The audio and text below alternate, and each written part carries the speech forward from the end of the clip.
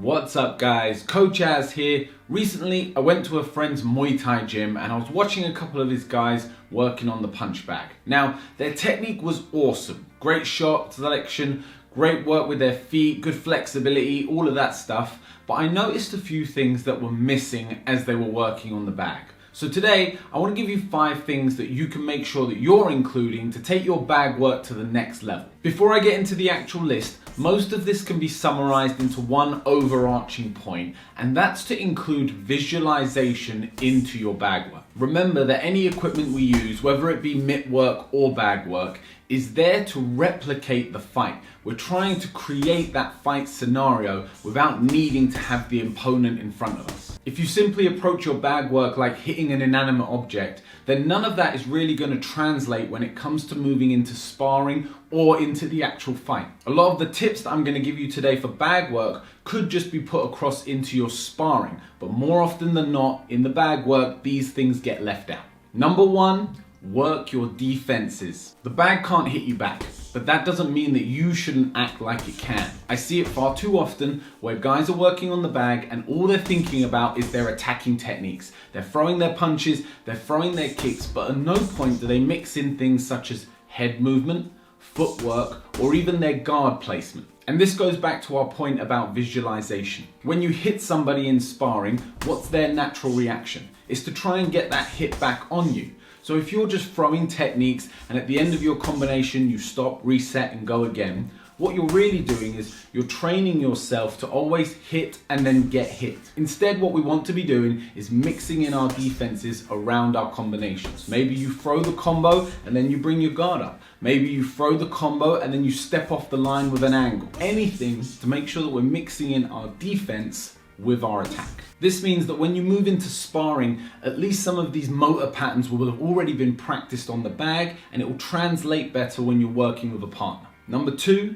include your fakes. Now once again, the bag doesn't react to fakes. It's not going to give you a response, but it's for you to practice the techniques of the fakes so that you can include them in your sparring. A fake on its own is pretty meaningless, but as part of a combination or setup to land a bigger technique, they become an essential part of a striker's game. But I see this a lot in people's sparring where their fakes seem to be so disconnected from the rest of what they're throwing. They might fake a jab, but then they just sit there before throwing a combination that's completely separate. You've left too much time, too much of a gap between the fake and what you're actually trying to throw. So your opponent's already reacted, responded, recovered, and at that point, it's all too late. Whereas if you start mixing in your fakes into your bag work, you can get a far better flow between throwing the fake and then the follow-up combination that might come after.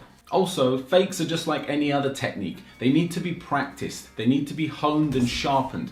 A really good fake will get a reaction out of your opponent. But the only way you get a really good fake is by throwing them again and again and again. Number 3, play with pauses, pace and tempo. Remember that a fight is not a marathon. It's not a steady state run where you've just got to maintain the same rate from beginning to end.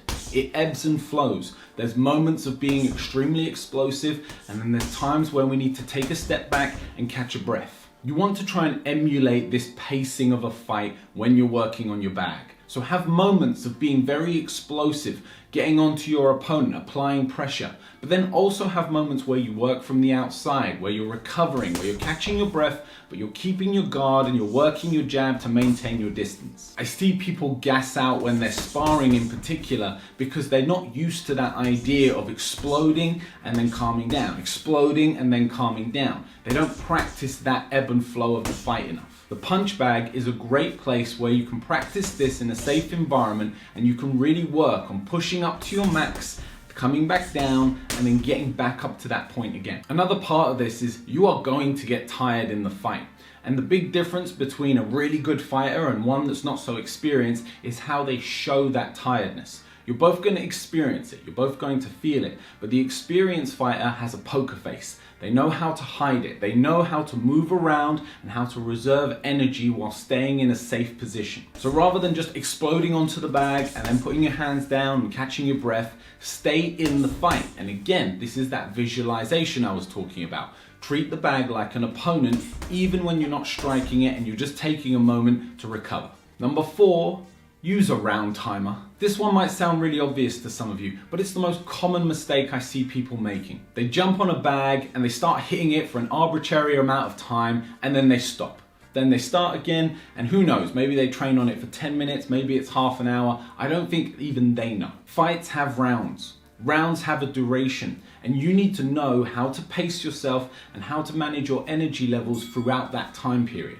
So training with a round timer allows you to train within the context of your sport. You can start really simple. There's loads of free apps available for your smartphones that allow you to play your music in the background as well and allow you to set both the amount of time for the round and the amount of time for your rest. You can even get even more advanced with it and set yourself a 10-second timer to go off before the end of the round so that you can work on exploding and putting a statement on the end of the round before it finishes. Start real simple. Do a 1-minute round, set yourself 30 seconds to recover, and then go again. But at least what this provides is a bit of structure to your training. Then you'll know how many rounds you can do before you start to get tired. Then you know where you're most effective in the fight. Are you a slow starter who then warms up and builds up into the later rounds? It gives you a point of reference for your conditioning and your work rate.